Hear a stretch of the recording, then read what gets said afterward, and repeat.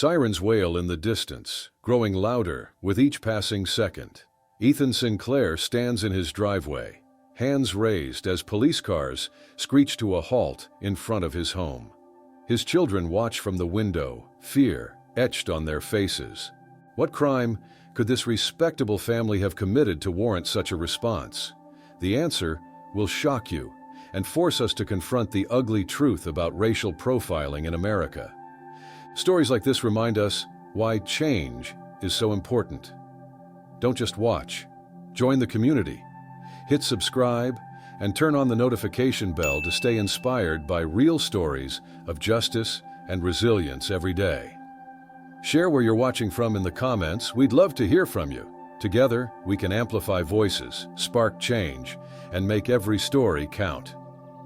The moving truck rumbled away, leaving the Sinclair family standing on their new driveway, surrounded by boxes and the promise of a fresh start. Ethan, a tall man with kind eyes, lifted a heavy box labeled kitchen and headed toward the house. His wife Camille followed, her arms full of bedding, while their children Dylan and Maya trailed behind, each clutching their most prized possessions. As they crossed the threshold, the smell of fresh paint and new carpets greeted them. Camille paused in the entryway, taking in the sight of their new home. She felt a mixture of excitement and apprehension, knowing they were one of the few black families in this predominantly white neighborhood. Outside, curtains twitched as curious neighbors peeked out, whispering amongst themselves about the newcomers. Ethan noticed the stares but chose to focus on comforting Maya, who was nervously clinging to his leg. "It's okay, sweetheart," he said softly, kneeling down to her level. "This is our new adventure.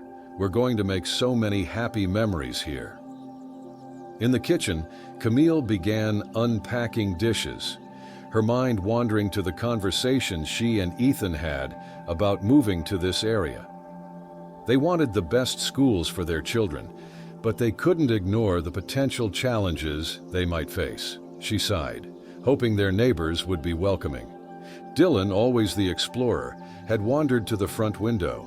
His eyes lit up as he spotted a group of kids playing basketball down the street. "Dad," he called excitedly, "can I go introduce myself?" Ethan hesitated, glancing out at the group.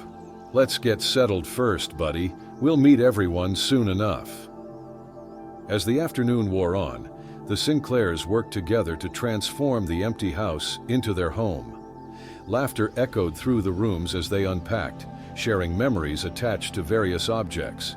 As they sat on the floor, surrounded by half-empty boxes and eating takeout pizza, Camille had an idea. "Why don't we host a barbecue next weekend?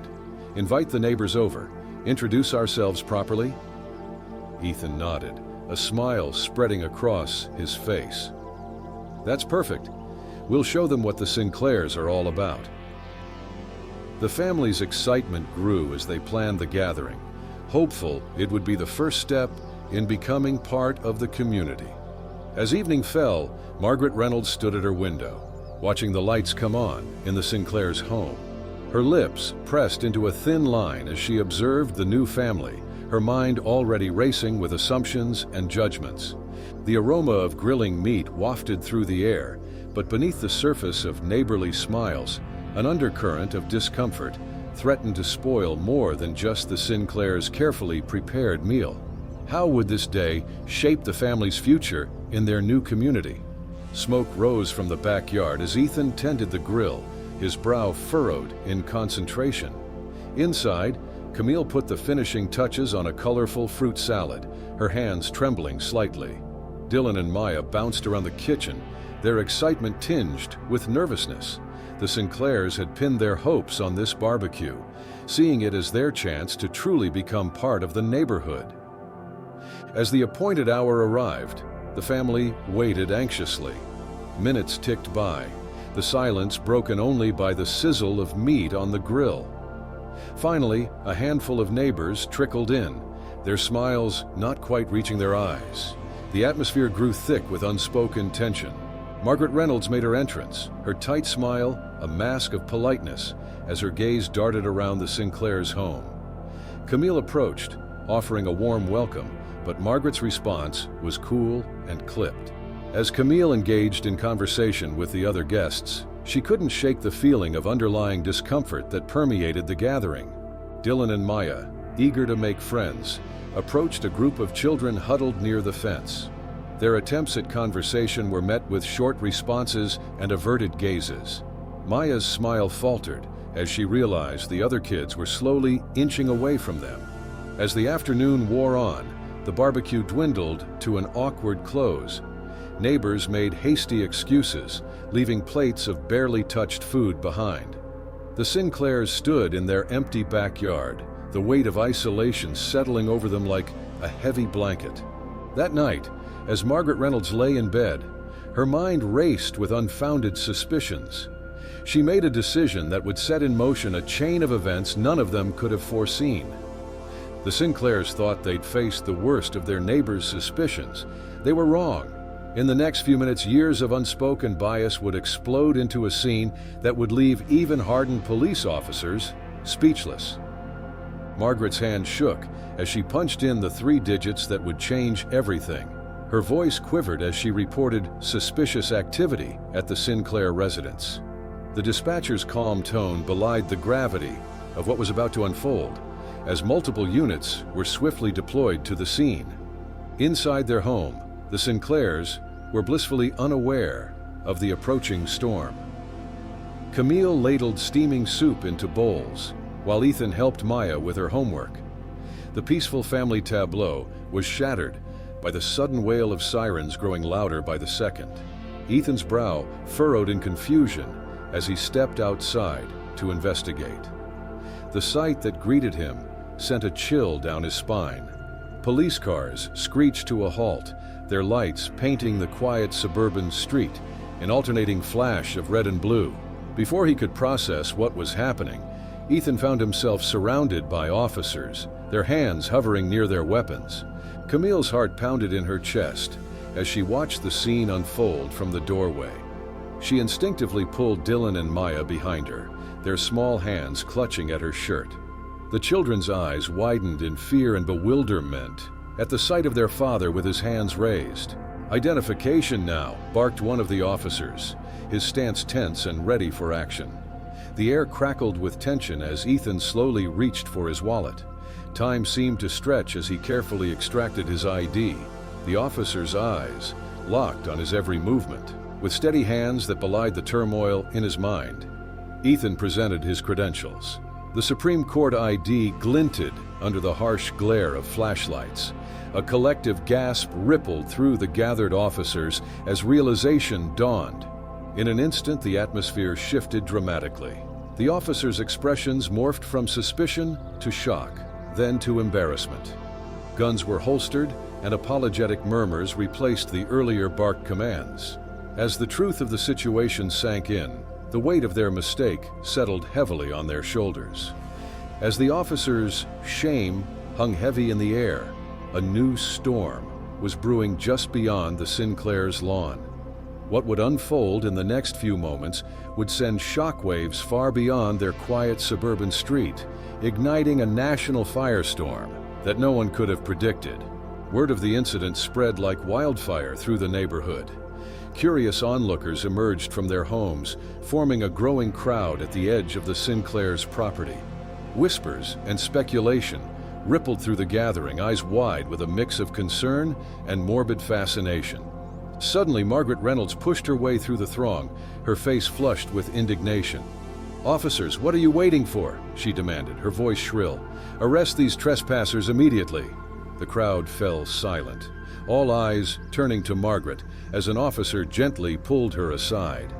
In hushed tones, the officer explained the situation. Margaret's expression shifted from anger to disbelief, then to horror as the full weight of her mistake crashed down upon her. The neighbors watched in stunned silence as the color drained from Margaret's face, her mouth opening and closing wordlessly. Ethan Sinclair stepped forward, his presence commanding attention. Despite the ordeal he'd just endured, his voice remained steady and calm as he addressed the crowd.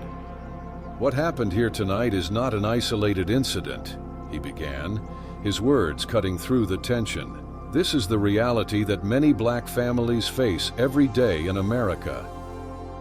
As Ethan spoke about racial profiling and unconscious bias, Camille huddled with Dylan and Maya on the porch. The children clung to their mother, their eyes wide with fear and confusion. Camille's heart ached as she tried to comfort them, knowing that this experience would leave an indelible mark on their young lives. In the days that followed, the incident at the Sinclairs' home exploded across social media and news outlets.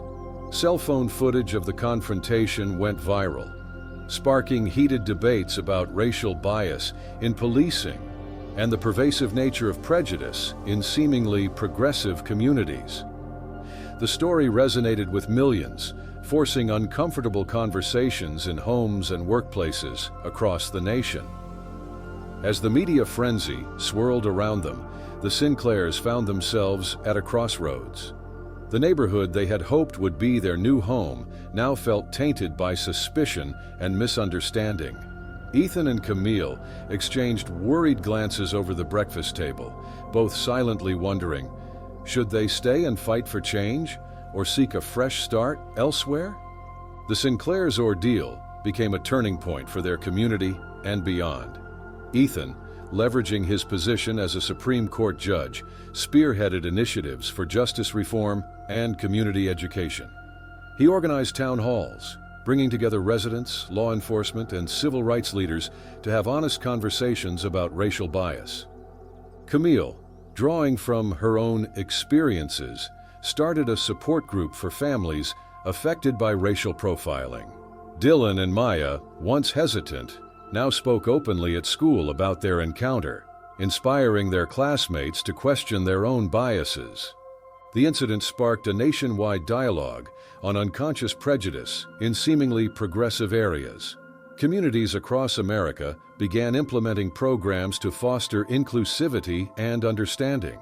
While progress was slow, each small step forward represented a victory in the ongoing struggle against racial bias. As awareness grew, experts noted a shift towards more community policing initiatives and diversity training workshops. These programs, aimed at building bridges between law enforcement and communities of color, showed promise in reducing bias and improving race relations in suburban America. The Sinclair's story served as a powerful reminder that the fight for equality was far from over, but also as a beacon of hope for a more just future. Thank you for watching this heartfelt story.